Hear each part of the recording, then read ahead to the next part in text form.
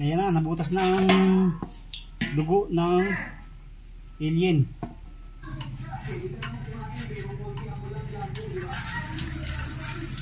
Yun na, para hindi na tayo magbibilid dito yan. Ayan, pag tumagas na siya dyan, so meaning okay na yan.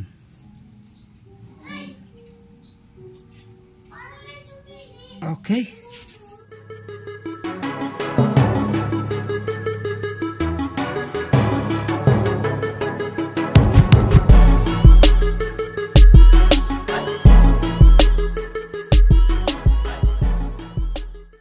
Yo, what's up mga kaduit? Ayan, at mayroon tayong ginagawang Aerox dito.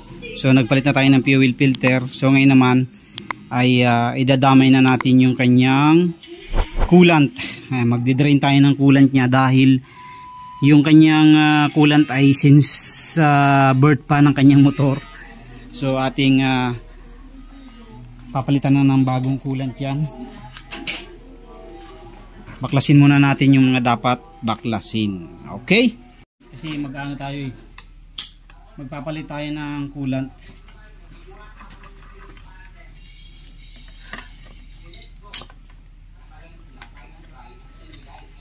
Masyadong maliwanag.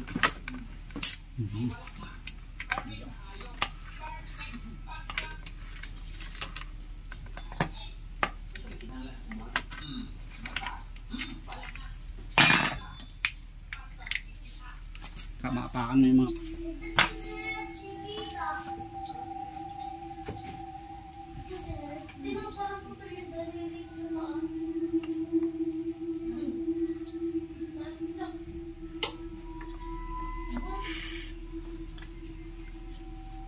meron pa rin naman oh.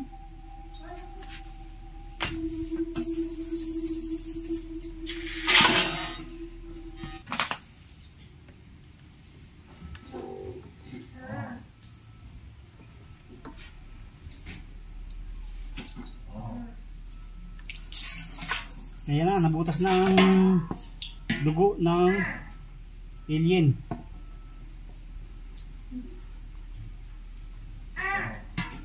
Dugo ng alien.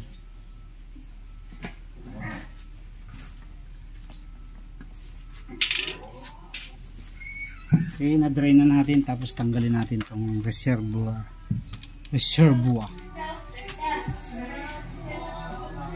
Parang konti na lang.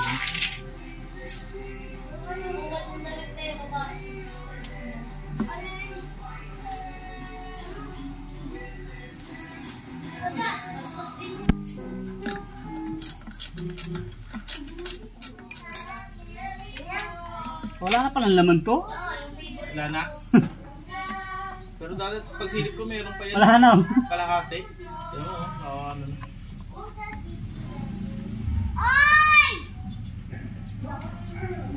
Wala nang laman mga katuwid to. Oh, kunti-kunti na lang. So tinatanggal ko talaga to para mataktak ng ayos. Para yung kung mayroon siyang latak, matanggal siya. So hindi dyan natatapos ang pagdi-drain. Dito mayroon pa yan sa ilalim. 8 yata yung G's yung sa ilalim yan.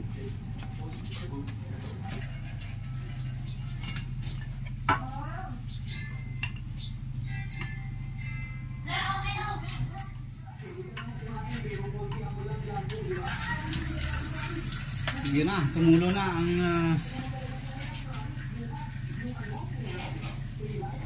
dugo ng alien.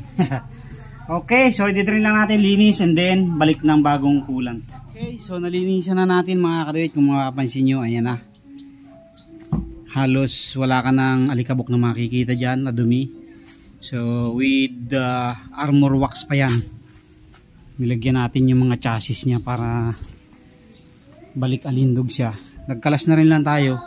So sabi ko sa kanya, baklasin na namin yung harap para lahat ng mga chassis ay malinis na. Importante talaga tong ilalim na to na malinis para hindi maputol. So yung iba kaya napuputol yan, pinapabayaan lang halos ilang taon, 10 taon, 5 taon na hindi na lilinis tapos walang garahe. So yun na, nabubulok ang chassis. So ito na mga kaduit, tapos na tayo mag drain at saka mag cleaning. So ibabalik na natin yung reservoir. So dito ito. Ayan. Balik lang natin dyan. Tapos yung clip lock. Ayan. Tapos balik nyo lang doon sa butas.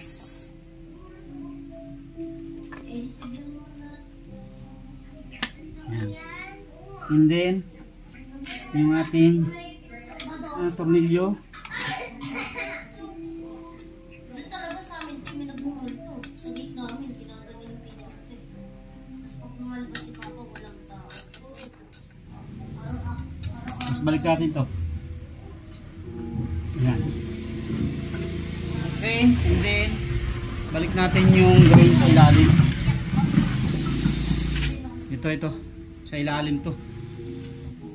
Kintab, no?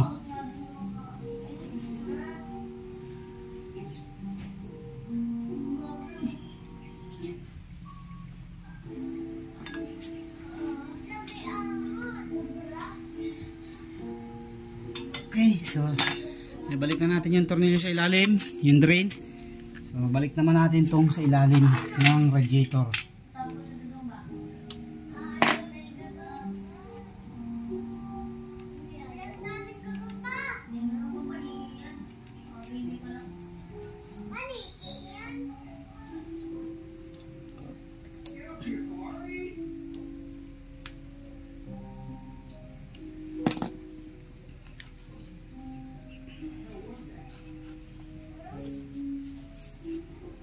Salin tayo ng coolant.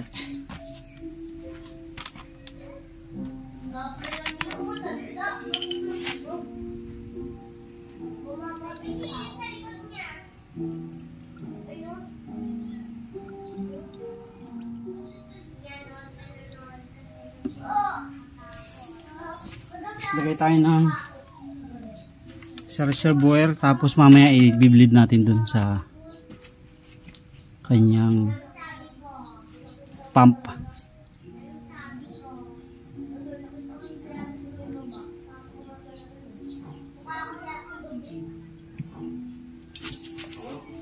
Okay, tapos doon sa kabila magbi-bleed tayo. So ito ilagay na natin. Okay lang. So double check natin mga kaduit kung okay na yung kanyang coolant dito. Para hindi na tayo magbi-bleed dito yan. Ayan, pag tumagas na siya dyan, so meaning okay na yan.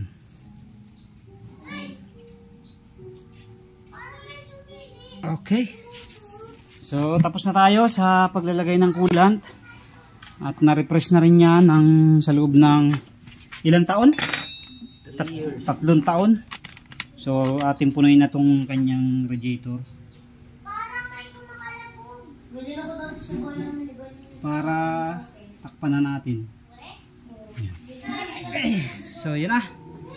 Tapos na tayo mga kaduit. Ganun lang ang pagpapalit ng coolant, bagong coolant dito sa mga ganitong motor. So para hindi na mag-bleed. So doon lang sa may pump.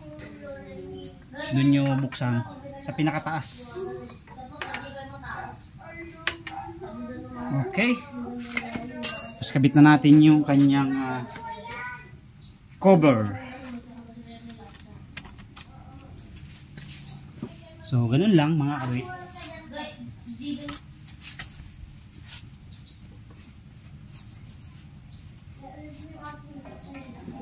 Double check yung ilalim kung mahigpit. Baka malimutan yung mahigpitan. Para sure bulba. Tapos balik na natin itong kanyang cover. Okay, so yun na, tapos na tayo mga kaduit. So simpleng paglalagay lang ng coolant. Malaking tulong na para sa maintenance ng ating motor. So mayroon naman sa manual yan kung gusto nyong regular talaga o yung tamang pagpapalit ng coolant, mayroon sa manual ng mga motor natin yan. Thank you very much, God bless po sa inyo lahat.